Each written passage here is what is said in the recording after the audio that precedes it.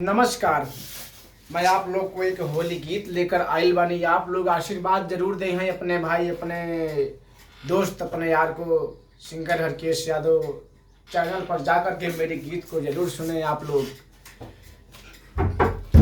नीक लागे अवधपुर की बोली, सखी राम खेलै सिया संग होली।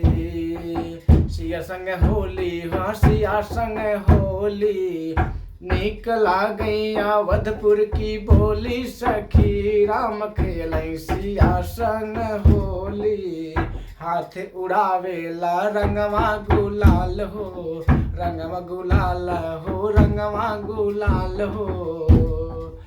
अवध नगरिया भइल लाल लाल हो, भइल लाल लाल, भइल लाल लाल हो।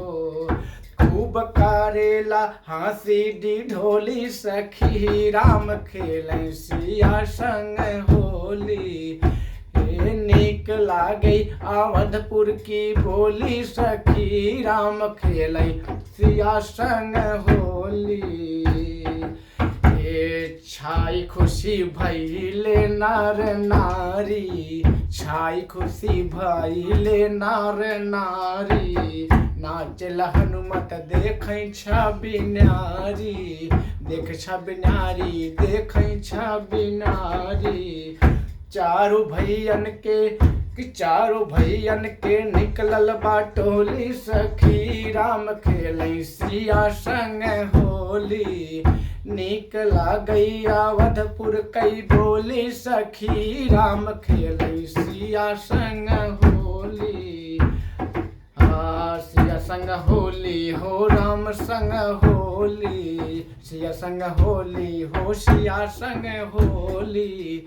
नीक लागै अवधपुर कई बोली, सखी राम खेलै सिया संग होली। नीक लागै अवधपुर कई बोली, सखी राम खेलै अवधपुर के होली।